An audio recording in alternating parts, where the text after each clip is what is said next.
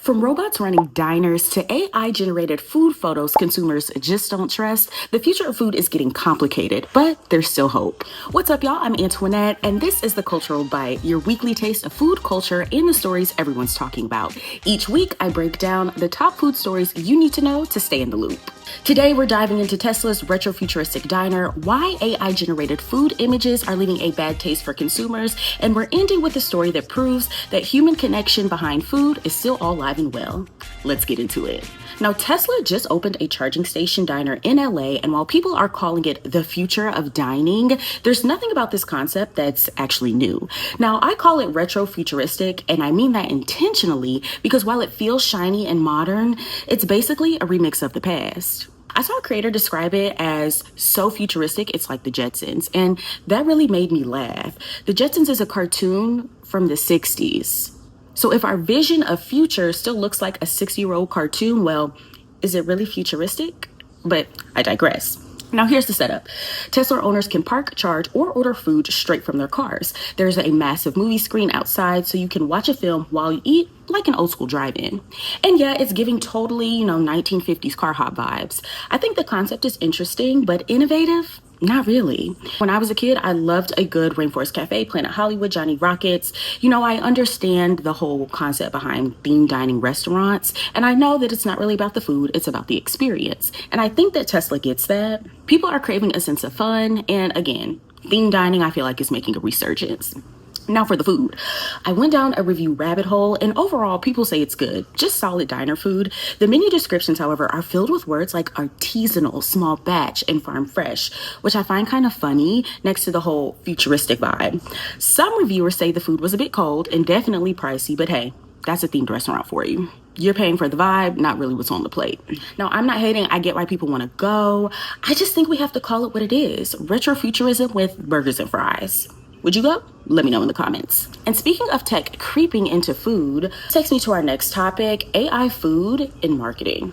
Now, as a food content creator, I've seen a lot of brands using AI-generated food images to promote their food products. And listen, I might be biased, but I find it kind of weird. You're selling me real food, but you're promoting it with a fake image. But look, instead of just going off of my gut feeling, I decided to do some research, and I found a fascinating study that confirms that actually a lot of people feel the same way. Now, there's this article titled AI-generated food images make some people uneasy. Here's why, and I'll link it in the show notes because the journalist does a great job of breaking down the whole study overall. But here's the short version. Consumers tend to feel uneasy, like really uneasy, when they see AI-generated food that looks almost real, but not quite. Now, the study talks about this through the lens of the uncanny valley, a concept from a 1970s essay by Mashiro Mori. It's basically the idea that eerie feeling we get from humanoid robots or like hyper-realistic dolls, it's creeping over into AI-generated food images. Now, interestingly enough, though, abstract or like really cartoonish food images don't have that same effect. It's the almost perfect but like slightly off images that give people that weird, off-putting feeling. And look, I think this is important to know, especially for food brands, because if your consumer is feeling eerie or off by what you're advertising, that same feeling is going to translate to your brand. They're going to feel eerie and off about your overall brand and probably not buy into the product. But look, what do I know? I'm just, giving you guys the facts.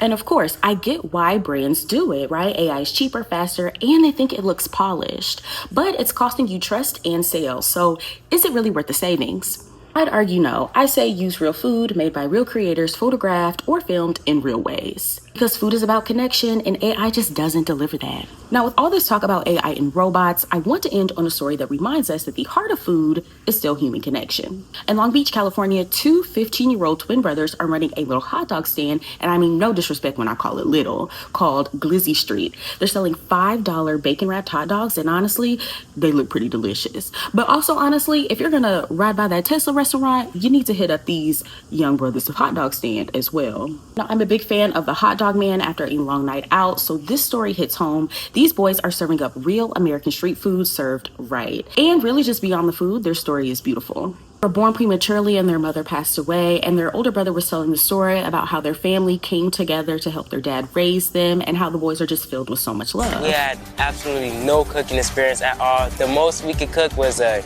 egg sandwich. Day one was really stressful. We only had 20 customers. This summer, me and my twin brothers decided that we're going to open up our own bacon wrap hot dog business. So they turned to social media. We blew up on Instagram. TikTok slowly started rising up, but a lot of our supporters from both came out and showed some love, and we're really grateful for that. And that's what food is supposed to be about, connection. Now, let me tell you, their hot dogs look amazing. They wouldn't reveal their hot dog supplier, which I love. We always need a little bit of mystery. But they hand wrap each dog in bacon. You can load it up with mayo, mustard, ketchup, barbecue sauce, grilled veggies, and even grilled jalapenos on the side.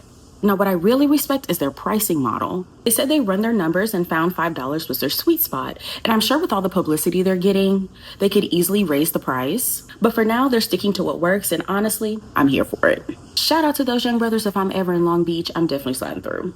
And that's it for this week's episode of The Cultural Bite. From robots running diners to AI-generated food, giving people the ick, to two brothers proving that the soul of food is still about human connection. I hope these stories gave you something to chew on. If you love this episode, make sure you subscribe and share it with friends and leave a review. It really helps the channel grow. And if you've got thoughts on any of these stories, would you eat at the Tesla diner? Are AI images of food creepy or cool? Reach out to me in socials. I'd love to know what you think.